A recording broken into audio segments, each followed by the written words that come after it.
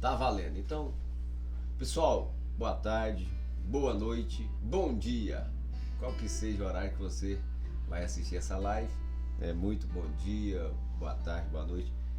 Olha aí, está começando o nosso e a primeira edição do Pod Real. Justamente agora, nessa data que a gente divulga tanto, fala tanto, que é 2 de abril, Dia Mundial da Conscientização do Autismo. Quero aqui já ouvir a voz dela, da Janaína Ataíde, que irá também dar início a essa live do Pod Real. Boa tarde, boa noite, bom dia. Que coisa boa! É sempre com muita alegria que a gente começa o dia 2 de abril. E eu quero saber, pra onde é que é pra eu olhar? Pra cá ou pra lá? Bem naquela câmera ali. Naquela ali. Achei, me localizei. Bom, é o seguinte, dia 2 de abril representa uma data tão importante pra minha casa, pra minha família. E sempre a gente começa esse dia com muita oração, pedindo a Deus graça, direção. E por conta que, mundialmente falando, a gente está fazendo uma conscientização sobre autismo. O tempo passou, né? O Reisner, nosso filho, já está aí com 20 anos. E o nosso propósito de vida tá só no começo. Nós estamos agora em etapas, já na segunda etapa, que é cuidar da fase adulta. Mas eu tô muito reflexiva hoje eu tô muito emotiva. Hoje é o dia de olhar para trás, olhar para frente, traçar planos, agradecer a Deus.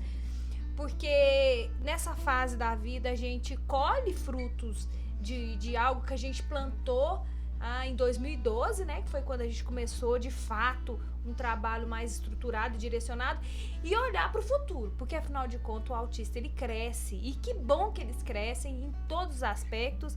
E hoje, nessa data tão especial com a minha família, receber hoje uma pessoa tão importante na estreia do nosso Pod Real, que é a Bianca, que ela tem a mesma luta, a mesma visão que a gente. Ela está no espectro e a música nos conecta, o autismo nos conecta, a forma de professar nossa fé, né? Ela é cristã, a família dela, então vem de todo um contexto. E por que a gente está falando de tudo isso? Porque só quem convive com o autismo sabe o tanto que é difícil você lidar com essa realidade. Então, se você não chamar Jesus para caminhar com você nessa jornada, você pode ter certeza que vai ser muito mais difícil. Então, chamar Jesus, acreditar, ter fé, é o caminho pra gente fazer as coisas valer a pena, a nossa jornada, a nossa caminhada com Cristo. É isso aí, caminhada com Cristo, é muito importante. Então vamos agora já ouvir a nossa amiga Bianca, que também a dona Rosana estava bem aqui na hora que nós chegamos, conversamos com ela, e vamos falar um pouco sobre autismo, diagnóstico, a perspectiva, o olhar da Bianca, quanto também a faculdade que está vindo daqui, né Bianca? Daqui um tempo, quanto que foi o diagnóstico, e também adorar a Deus, que é o que você faz com muito carinho, que é louvar, Com excelência. Com excelência, é verdade, com excelência. Boa tarde, boa noite, bom dia, entendeu, Bianca? Porque a gente não sabe que horário que o pessoal vai alcançar essa live, esse podcast. Tudo bem, Bianca? Tudo ótimo. E antes de tudo também eu já queria agradecer demais o convite. Obrigado. Você é a primeira pessoa desse pod, o Pod Real, tá? A gente começando em alto estilo. Tá muito bem, obrigada. Fizemos questão de convidá-la justamente por conta do carinho, que a gente tem pela sua pessoa, por tudo. Quando a gente vai fazer algum evento, fala, Bianca, ajuda nós aqui, você vem com carinho, atende a gente, tá? Então, inclusive, a gente tem que fazer um convite para ela pros 10 anos da associação de... já vamos aproveitar, a Associação dos Autistas faz 10 anos esse mês de abril, 10 anos de inscrição, de registro. E a gente, então, vai fazer um evento, você já está convidado. Isso é uma honra. Obrigada. Uma honra te receber. Tudo bem, Bianca. O seu diagnóstico, ele veio... Qual que foi a sua idade? Eu tinha 10 anos. 10 anos. Foi durante a pandemia. Sim. Só que antes disso, eu já tinha tido alguns diagnósticos. O meu primeiro diagnóstico, eu tinha uns 5 para 6 anos. Eu tinha muita estereotipia na mão. Na época a gente não sabia, o que era estereotipia, mas eu ficava assim, com o dedo o tempo todo, eu ficava tossindo, assim ó, durante o dia mesmo, até machucava um pouco minha garganta. E aí eu comecei a reclamar, né, pra minha mãe, falando assim, mãe, eu fico fazendo essas coisas, mas é quase involuntário, sabe? E outra coisa também é que a minha cabeça ficava pensando muito o tempo todo. Assim, era um fluxo de pensamentos muito rápido, assim, muito... Eram vários assuntos ao mesmo tempo, a um ponto que eu não conseguia controlar direito. Aí eu chorava na escola.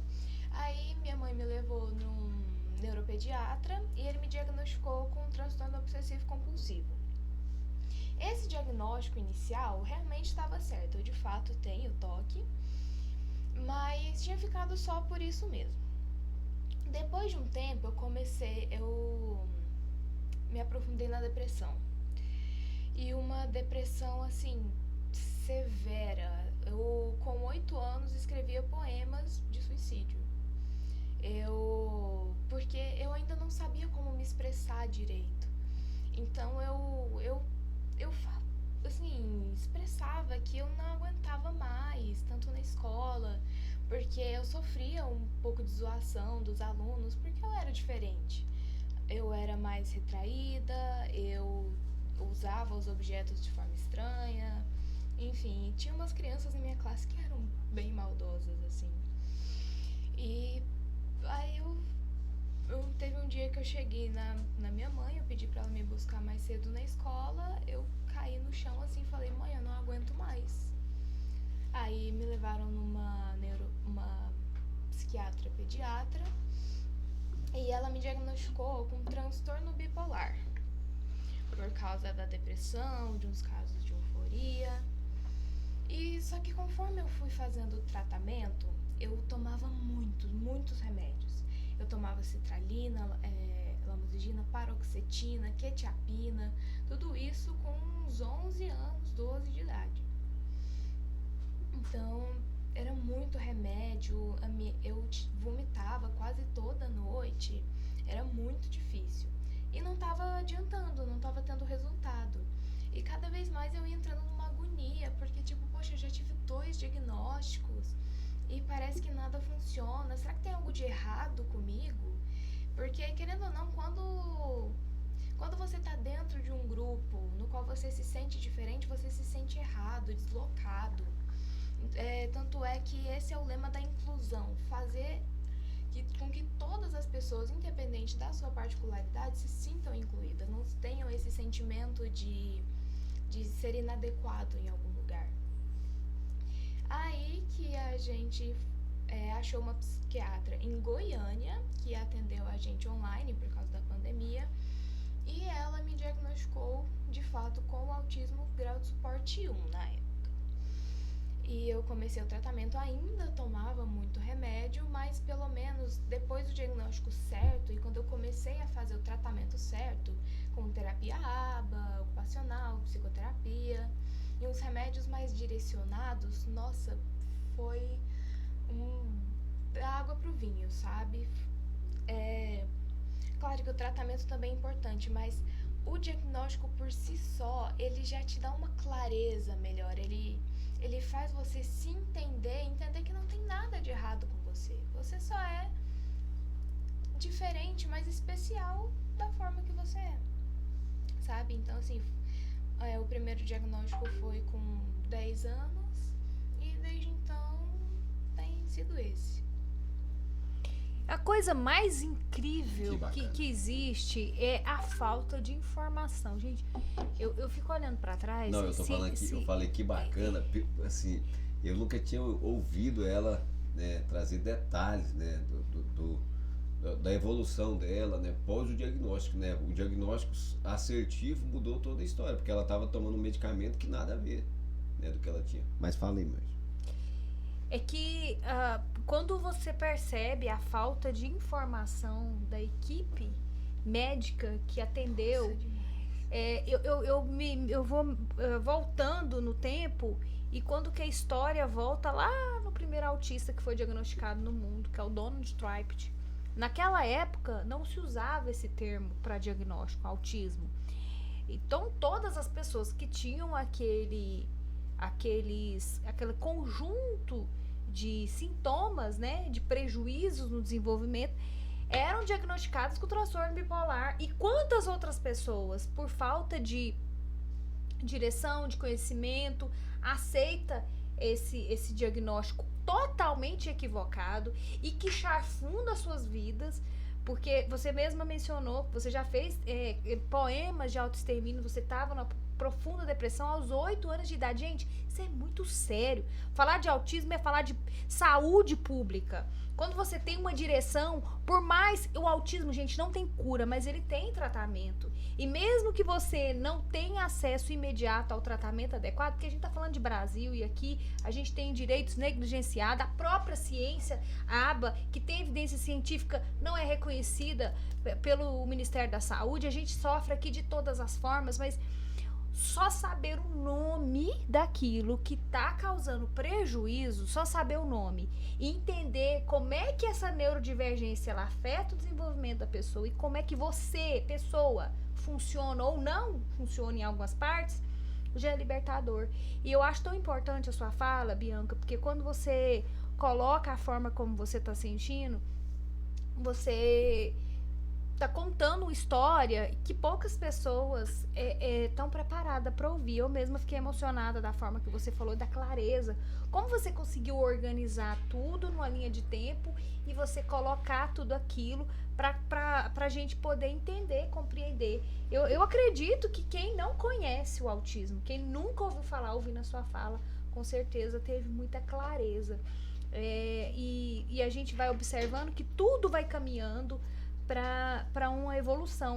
Eu arrisco a dizer que talvez se você não tivesse tido esse diagnóstico de um profissional, você teve que sair da cidade, né? Uhum. Se você não tivesse tido esse diagnóstico, provavelmente você não estaria aqui. Com certeza. Talvez você não conseguiria sair de casa, talvez você não estaria tão bem desenvolvida. E eu fico me imaginando aqui, como é que você se percebe depois desse diagnóstico, dessa direção que você recebeu? Diminuiu os medicamentos? Sim, muito. Na época eu tomava mais ou menos uns 8 tipos de remédio por dia. Não, tipo, 8 comprimidos, 8 tipos de remédio. Nome indiferente, caixinha diferente. Sim. Ótimo. E tudo tarja preta. Meu Deus, isso é muito sério. Assim, aqui a gente tá pra falar a verdade, né? Sim, assim, sem idealização. Então, sem romantismo, sem nada. Exato. Claro que o tratamento, ele, assim, é essencial, ajuda muito. Só que a gente ainda tem que dizer que mesmo depois de se descobrir, de anos de tratamento, a gente ainda tem aquela dúvida, aquele sentimento que, infelizmente, mesmo com toda essa ascensão do tema do autismo, a gente ainda fica naquela dúvida, por exemplo, será que tal coisa que eu não consigo fazer é porque eu sou, sei lá, incompetente, incapaz? Inadequada? Sim, por exemplo, se eu não consigo conversar com determinadas pessoas, ou se eu não consigo olhar no olho, ou se eu não consigo ficar em ambientes públicos por muito tempo, será que isso ainda é frescura minha? Ou será que a gente fica tentando se obrigar o tempo todo a se encaixar em espaços que não foram feitos pensando na gente, infelizmente? Assim, mais ou menos de uns 10 anos pra cá, mesmo que de forma lenta, começaram a adaptar esses espaços, não só para autistas, mas também pessoas com Tourette, borderline, TDAH, enfim, todas essas pessoas que têm necessidades maiores em relação a adaptação. Sim, a saúde mental. Neurodivergências. Sim, neurodivergências. Mas ainda assim, o mundo ele ainda é muito... Boa parte, assim, ainda é muito fechado acerca disso. E por mais que assim, hoje em dia, o mundo tá tentando se adaptar à acessibilidade. Só que uma coisa que dá pra perceber, principalmente em pessoas mais velhas, óbvio, não todas, mas essa é uma experiência pessoal que eu já tive, que quando se fala de deficiências físicas, visuais, é bem mais fácil para as pessoas compreenderem. Tipo, É automático, né? Sim, porque de certa forma é meio lógico, né? Por exemplo, se tem uma pessoa cadeirante num ambiente que tem uma escada e uma rampa, a pessoa olha e fala, não, tá, essa pessoa usa uma cadeira de rodas, ela não, por alguma razão, talvez ela tenha mobilidade dificultada ou mobilidade nula, então ela precisa usar a rampa. Ok. Só que quando se trata de deficiências ocultas, é muito mais difícil para as pessoas tanto assimilarem quais são as adaptações que tem que fazer e tanto para outras, para, não digo aceitar, porque não é uma questão de aceitação, mas uma questão de validação. O tempo todo a gente fica sendo invalidado. Tem até um caso pessoal de uma vez que eu tava no mercado e eu e minha mãe, a gente foi passar na fila preferencial. Na fila tinha lá aquelas plaquinhas dizendo quem tem acesso à fila preferencial por lei. Tava lá, mulheres com bebê de colo, grávidas, idoso e um símbolo do autismo, coloridinho lá, bem explícito. A gente tava na fila preferencial e um senhor mais de idade chegou e entrou na nossa frente. Aí minha mãe falou, olha, a gente já tava aqui, o senhor entrou na nossa frente. Aí ele falou, não, você que não deveria estar aqui nessa fila. Aí minha mãe calmamente explicou, olha, é porque ela é autista, tem direito, etc. Aí ele falou, é autista? Então prova. Pois é, e aí eu tenho uma notícia tão diferente para te dar, porque na verdade o autista ele não tem direito ao atendimento preferencial. Ele tem direito ao atendimento prioritário, ele é o próximo. Ele não tinha nem que estar na fila. Pensa comigo, um autista no ambiente com muito estímulo, né? Porque o autismo, ele tem essa sobrecarga sensorial. Você imagina um lugar onde todos os benditos estímulos estão à flor da pele. Aonde? Supermercado. Supermercado tem barulho de gente, tem som mecânico, tem anunciando a promoção do dia, tem cheiro, tem temperatura diferente. Tem as frutas podres. Tem fruta colorida, tem cheiro de tudo quanto é jeito, tem cor, tem preço, tem gente andando, barulho de carrinho batendo.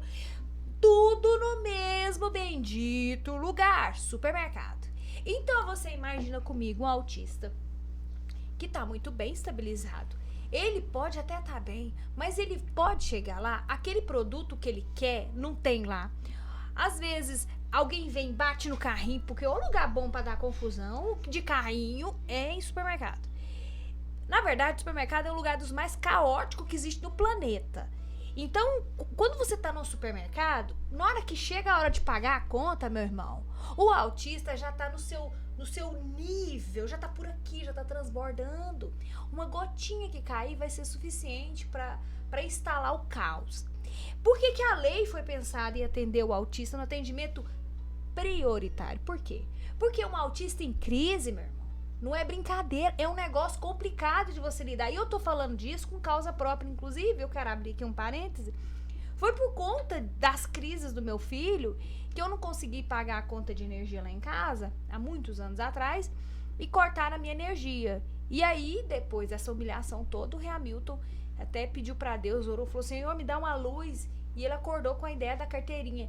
E a carteirinha do meu filho foi a primeira carteirinha de identificação do autista no Brasil. Então, por que eu tô falando tudo isso? Porque alguém pode olhar e falar, nossa, mas essa menina bonita, bem vestida, bem penteada, cheirosa, fala bem. Qual que é a limitação que ela tem? Eu sou um idoso, eu tô aqui, ou eu sou uma grávida e tal. Não desqualificando a jornada e o nível de pressão que aquela pessoa aguenta. Mas a lei foi pensada para evitar que o autista entre em crise. Porque quando ele desorganiza, ele representa risco para a própria integridade física, ele representa risco para as outras pessoas. Então a gente também está pensando em segurança, porque um autista em crise, ele entra numa fase que ele só vai ter duas reações: lutar ou fugir.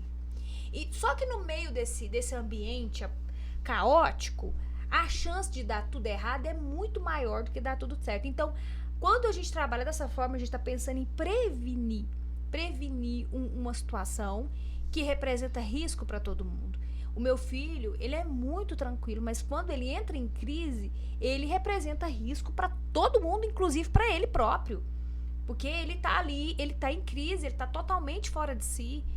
Então, quando você que usa o atendimento preferencial, o caixa preferencial, perceber alguém com esse símbolo do autismo ali, porque geralmente as moças do caixa, é esse símbolozinho aqui. Geralmente as moças do caixa, o pessoal que atende a gente, não tem resistência. Quem tem resistência é quem tá na fila. Quando você perceber, pensa que é pelo seu próprio bem. Porque você não vai querer, vai por mim, você não vai querer ver um autista em crise naquele momento ali. É uma experiência dolorosa, desgastante e desnecessária, que não é necessário ter essa atitude toda. E eu abri esse parênteses para falar porque parece uma coisa tão besta. Deixa a pessoa passar na sua frente, sentado ou em pé, a pessoa aguenta esperar um pouquinho. Mas um autista é totalmente em crise, é algo descontrolado, não tem como você organizar essa situação. E o que você falou sobre se sentir inadequada é uma sensação que os autistas, eles percebem. Porque, gente, pensa comigo, o autismo, ele afeta a comunicação, a interação social e o comportamento. A nossa vida é toda pautada nessa tríplice contingência, não é mesmo, Hamilton? É verdade. Tudo pautada nessas três ações. Então, quando você tem uma deficiência que afeta essas três áreas, você tá lidando com questões muito sérias. Então, e a pessoa vai se sentir inadequada, ela pode entender diferente, ela pode se comportar de uma maneira diferente. E aí é onde gera boa parte desses prejuízos. Mas não é porque ele não tem consciência, ele tem sim. E geralmente, quando começa com esses pensamentos, vai vindo tudo e vai vivendo tudo à tona. O Regine tem muita essa experiência lá em casa. É verdade. E eu vou contar um negócio. Conte, por favor. Olha aí. Eu costumo dizer que o autismo não é um dinossauro dentro da sua casa. E é verdade. Que tem muita gente que pensa, não, calma aí. Quando se tem a intervenção adequada, quando você busca conhecer que de fato foi o que aconteceu com a vida da Rosana, né? com a história da Bianca, né? A mãe buscou conhecer, buscou entender, né? Buscou o diagnóstico, né? E ela conseguiu modificar muito a história dela. O quanto que 2 diagnósticos, né, errôneos, né, provocou, né, medicamentos que traziam irritabilidade, né, perda de sono, náuseas, vômitos, né? Então tudo isso aí aconteceu. Então a gente não pode parar de buscar, de fato, né, o que é o diagnóstico correto. Né? O Regine hoje, nosso filho, está com 20 anos. É um menino que teve uma fala atrasada até os 11 anos de idade. É um menino que teve as suas dificuldades. Porém, hoje o Regine até canta. Né? Ele não só fala, ele canta. E falar em cantar, tá conosco aqui ela, né?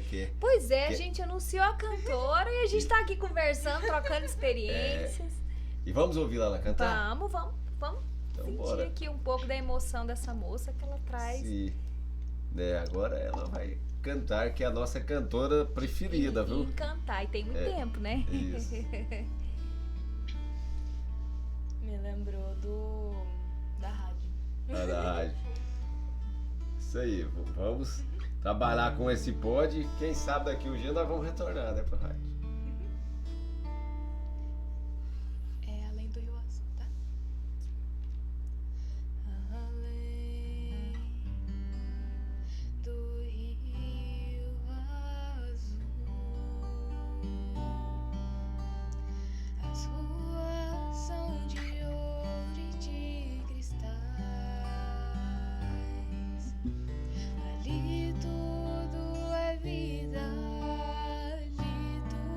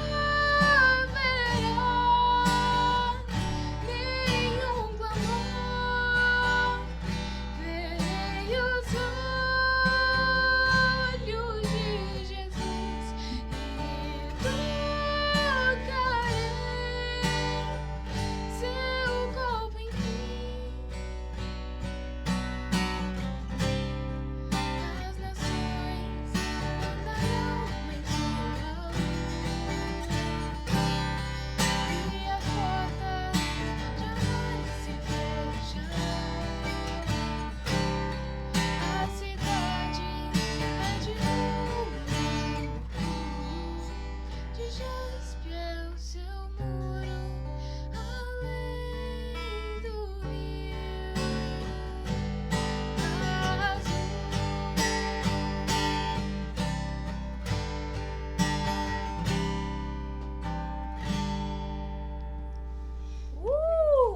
Que emocionante!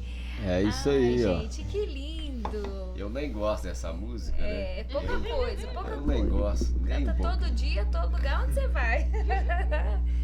Que lindo. E olha que a gente não pediu, não. Foi ela que escolheu o repertório. Não tivemos influência nenhuma. Estamos conectados já. É verdade. Não influenciou em nada, né? Nada. Foi a conexão. Bom, vamos mais uma, Bianca? Mais uma? Aproveitar que essa moça tá aqui. Vamos botar ela pra cantar. Eu que comecei conversando. Ah, mas eu adoro. Olha que coisa boa, tá vendo? Só isso aquela Lamento de Israel?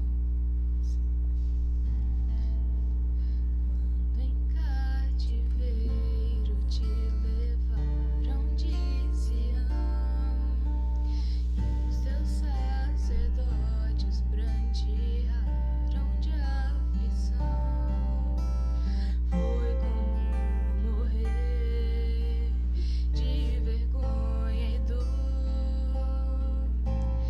Caminhava triste o povo forte do Senhor a Jerusalém, porque deixastes de adorar o Deus vivo que em tantas batalhas te ajudou. Chora Israel num lamento só.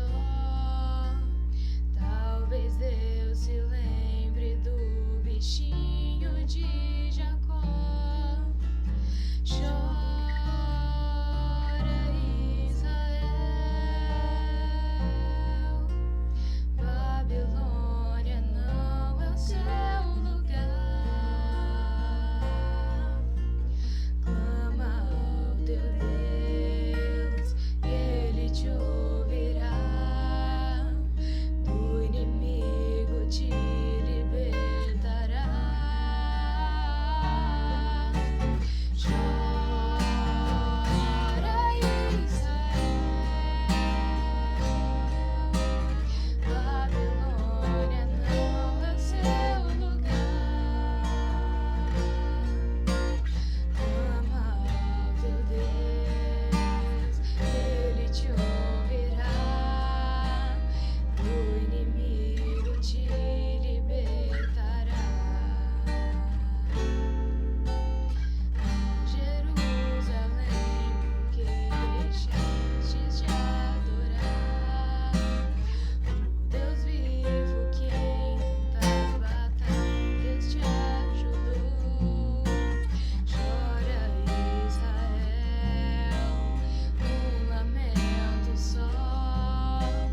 Talvez Deus se lembre do bichinho de Jacó. Chora Israel,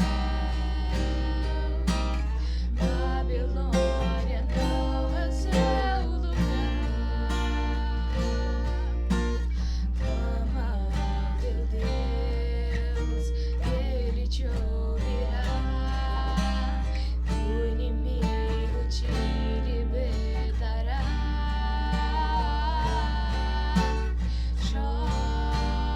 Chora Israel, Babilônia não é o seu lugar. Clama ao teu Deus, Ele te ouvirá. O inimigo te libertará. Nossa, Aê! aproximou do céu, hein? Amém. Que coisa Essa- linda! Essa daí é, na verdade, uma música que nos faz refletir, né? Até mesmo a questão da atualidade, né? Dos conflitos ali de faixa de Gaza, né? E da promessa mesmo, né? O bichinho de Jacó.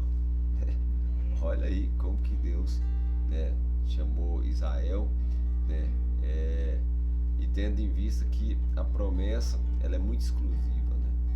É a promessa para Abraão, a promessa para Isaac, e vivendo a realidade hoje dos conflitos. Eu costumo dizer que às vezes se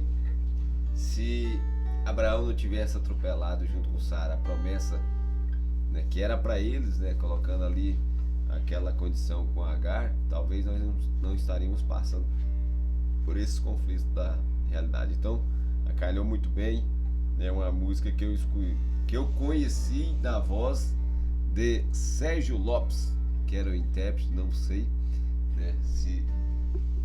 Com quem você ouviu essa música a primeira vez, Janaína? Acho que foi Sérgio Lopes. A sua interpretação veio de quem, ô Bianca? Do Sérgio Lopes também. Sérgio Lopes também, né? Mais antiga, né? Olha... Passei vergonha aqui. Por quê? Passei vergonha, porque assim, eu falei esses dias que eu conheci essa música por outros cantores. Ah, foi? Mas ficou ótimo. Mas, por quem que você conheceu? Eu nem lembro assim, mas tem muita gente que grava cover, né, de música. A regravar, né? Mas eu não tenho certeza mesmo, eu acredito que ela é composição dele também, do Sérgio Lopes. É uma música que, né, na verdade, ele fez essa música aí uns 30 e poucos anos atrás, né? Não sei se ele fez, eu sei que ele interpretou ela 30 e poucos anos atrás, mas que hoje está calhando aqui a nossa realidade. Bom, pessoal, eu estou muito aqui feliz recebendo aqui a Bianca conosco, né? Também a dona Janaína. Só tá Tamo feliz? aqui, tamo feliz. É porque hoje é o dia 2 de abril, o dia da conscientização. Meu celular tá cheio de mensagem, tô respondendo, porque sobrecarrega aqui o sistema. Então, vamos ouvir mais um para nós finalizar esse bloco aqui. Agradecer a Bianca pela participação, agradecer, né, por estar conosco nesse momento aqui, né, nesse dia tão importante que é o dia 2 de abril. Vamos mais uma música? Fica à vontade, tá? Hamilton, eu posso só dar Fica à vontade. recadinho assim? À vontade. Aproveitando que estamos numa rede influente, né? Sim. Aproveitar a sua influência para justamente conscientizar. É que eu vou falar um exemplo da minha experiência pessoal sendo estudante, né? Principalmente de ensino médio. É que eu queria passar um recado para colegas. Bom, isso foi só pra chamar a atenção. Bom, chamou a atenção. Efeito sonoro. Plim, plim, plim, pronto. Vamos lá agora. Dá seu recado, Bianca. Vamos, por favor. Presta atenção, gente. Agora vocês vão prestar atenção. É um recado para colegas de classe ou amigos, pessoas que convivem. Estudante, adolescente. Sim, que convivem com autistas. A nossa vida, a nossa realidade já é tão difícil, tendo que se adequar a lugares que não foram pensados pra gente, ter que se remanejar o tempo todo. Um dos problemas mais frequentes que eu vejo é a quantidade de piadas, desaforos e usando autista como xingamento. Sabe, é uma coisa tão desnecessária e algo tão prejudicial, porque não é engraçado. O autismo não é engraçado, não é piada, não é motivo de chacota, muito pelo contrário, é um símbolo de força, um símbolo de que a gente está aqui lutando todos os dias para se adequar e pelos nossos irmãos de luta também. Não só o autismo, mas como a síndrome de Down, TDAH e outras neurodivergências. Então, talvez você possa ter no seu meio a ideia de que o autismo é algo para se fazer piada ou ter uma visão muito estereotipada, mas vamos mudar isso. É tão desconfortável e, sabe, para tentar deixar um mundo melhor. Então, esse é o recado que eu queria deixar. E eu quero traduzir o recado dela pra falar pra você, engraçadinho. O nome disso tudo que ela falou não é bullying, esse nome bonitinho que inventaram. É crime, tá? Você pode ir pra cadeia por conta disso. Se você é menor, o seu pai vai responder e você vai ter ali medidas socioeducativas, se eu não me engano. Não sou muito boa nessa parte, mas eu sei que é lei. Então, antes de abrir a boca pra fazer piadinha com autista, isso tudo, saiba, você está transgredindo uma lei, você está cometendo gentil e educado com o outro, não por bondade, mas porque você vai estar cometendo um crime. Isso não é brincadeira. Dado o recado. Pronto. Deu pra entender, será? Deu. Agora vamos de Mas música pra nós Bora, vamos finalizarmos. cantar. Quem canta seus males espanta. Amém. E a gente é com alegria, com amor, com essa doçura, com essa leveza que a gente fala Santiago de um tá doido de fazer segunda voz, Santiago, viu? Vamos lá, o que você vai trazer pra gente agora? Bora pro barquinho? O vento balançou, o barco em alma, o medo me cercou, quis me afogar, mas então eu clamei ao filho de Davi, ele me escutou, por isso estou aqui. O vento ele acalmou, o medo repreendeu, quando ele ordenou o mar estremecer. Não temo mais o mar, pois firme está minha fé. No meu barquinho está Jesus de Nazaré. Se o medo me cercar, ou se o vento soprar, seu nome eu clamarei, ele me guardará. Não temo mais o mar, pois firme está minha fé. No meu barquinho está Jesus de Nazaré. Se o medo me cercar, ou se o vento soprar, seu nome eu clamarei, ele me socorrerá.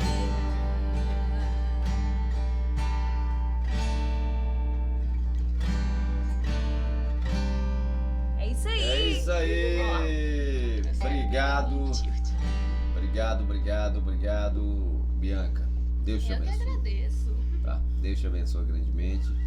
E começando aqui com chave de ouro, né? Geralmente tem aquele jargão, vamos fechar com chave de ouro. Não, nós começamos em grande estilo, lá em nas grande alturas. estilo, tá bom? É uma honra te receber, Bianca. Saiba que a gente tá junto pra vida toda. A gente se sente mesmo fora da caixinha, fora de situações. E esse sentimento de estar sozinho é um sentimento que nos acompanha. E a gente às vezes se sente só, inadequado, mas não precisa ser assim. Porque a gente tem semelhantes, tem pessoas que vivem a mesma realidade, por isso a gente se junta para formar uma grande família. E você, mais do que qualquer outra pessoa que tem propriedade para falar, tem experiências para falar, e é por isso que a gente tá muito feliz em começar esse projeto com você, tá bom? Ai, eu que agradeço, me sinto lisonjeadíssima com o convite. Obrigado, Bianca, gratidão. Deus continue te abençoando, você continua sendo esse instrumento usado nas mãos dele. Amém. Obrigado. Pronto, acabamos no fim.